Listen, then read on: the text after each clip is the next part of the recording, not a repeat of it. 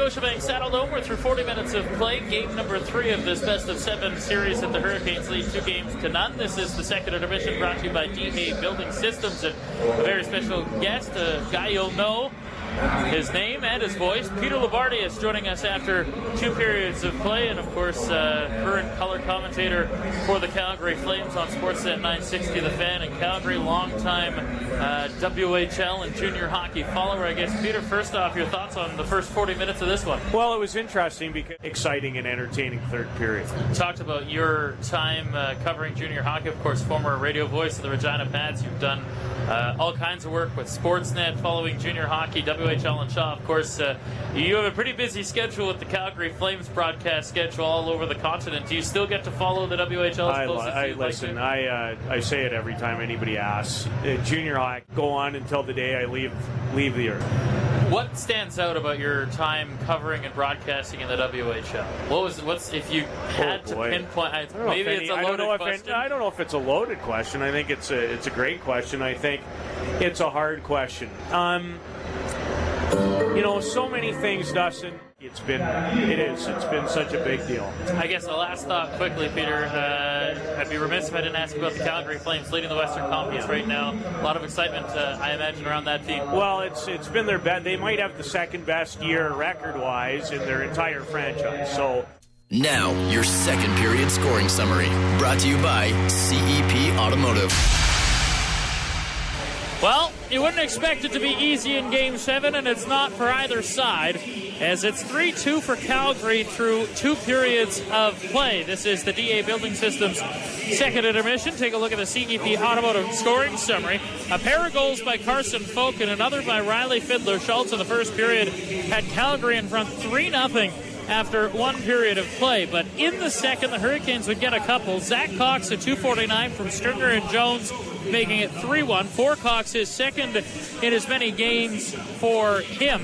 And then at 12:52 on a delayed power play, with the extra attacker, Alex Cotton would score his first ever playoff goal from Bellerive and Leschyshyn as the Hurricanes are to within 1 with 20 minutes to go. Yeah, second straight game, too, that the Hurricanes have scored a goal, 6 on 5 as well. So good job by Alex Cotton to find a way to get open right in the slot.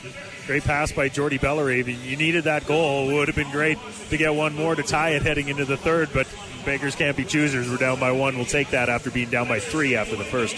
The shot clock doesn't work in the building, but on the online scoring, it says Lethbridge outshot Calgary 8-5 in that second period. Yeah. Felt like more, but is that right? I'll believe that for the Hitmen anyway. It didn't seem like they had a whole lot on Carl Tedachuk. So, yeah, maybe Lethbridge seemed like they maybe had a little more, but again, after the start that the Hitmen had, you're just wondering if they're hanging on, and it's never a good thing to just hang on, but that's what they're doing right now. And, of course, we know what kind of explosiveness the Hurricanes can have. Calgary has won 24 of 36 draws in this hockey game so far, but it's a 1-goal game with 20 minutes to go here in Game 7. Our play of the period for Fox Denture Clinic is the goal to get to within 1, courtesy of Alex Cotton.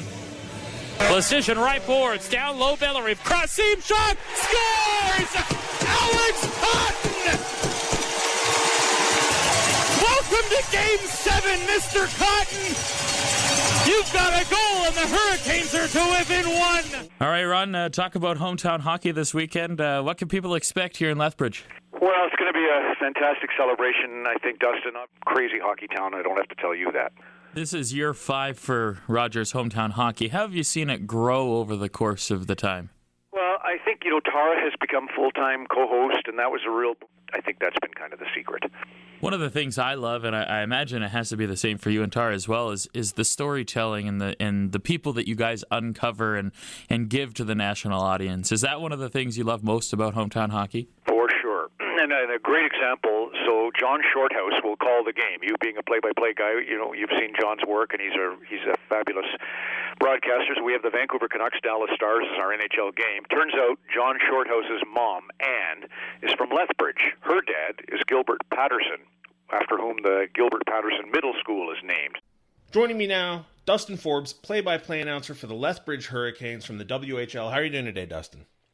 I'm doing very good, Jesse. Thanks for having me on. My pleasure. We're calling you today. The draft lottery is Tuesday. We have no idea where the Kings are going to wind up drafting, but it's entirely possible that they could wind up drafting Dylan Cousins from those Lethbridge Hurricanes. For Kings fans who are maybe not aware of him, presently he has 84 points in 68 games with the Hurricanes. What do Kings fans need to know about this young man? You know what? He reminds me a lot of Jeff Carter, to be perfectly honest with you. Okay. And I've used that comparison for the better part of a year. You know, he's a bigger centerman. He's 6'3". He's listed 185 pounds, so he's still got some room to grow in terms of muscle and weight to his game. But he's such a terrific skater. He's got a really good first step. He really worked on his acceleration with his first 2 or 3 strides this year, which has really helped him become the player and continue to develop to what he is today. And he's good in the draw. He's good centerman. He's good defensively. He's good penalty killing, and he's got a wicked shot and can really place the puck where he needs to be able to place it. And so it's funny that we're talking about or from an LA Kings aspect, because I've used Jeff Carter as a comparable for the better part of a year, and he reminds me of a young Jeff Carter. Now, obviously, in order to be as highly ranked as he is in the prospect rankings, you've got to be able to score. I'm looking at his career, such as it is to this point, going back to Bantam and the CSSHL and the BC MML, and obviously these numbers don't guarantee anything. We're talking about him when he was a 14-year-old, a 12-year-old, etc. But it seems like he's a big point producer. Is that a fair assessment? Absolutely, and he's been that way in the Western Hockey League with the Lethbridge Hurricanes since he came up as a 15-year-old. He played 3 games in the regular season with the Hurricanes as a 15-year-old call-up, and then was a regular in a playoff run. He played 12 games as a 15-year-old in a playoff run that helped the Hurricanes to the Eastern Conference Final before losing, and had 8 points in that run, scored a goal late in a Game 7 on the road, which the Hurricanes went on to win in overtime, and really didn't look out of place as a 15-year-old. Came in last year as a 16-year-old and was just under the point per game place, had over 20 goals, over 50 points, was named the Western Hockey League's Rookie of the Year for his efforts last year, and really came in with a purpose this year, knowing that it was his draft year. Going into the hockey season, he was projected as the 2nd overall pick.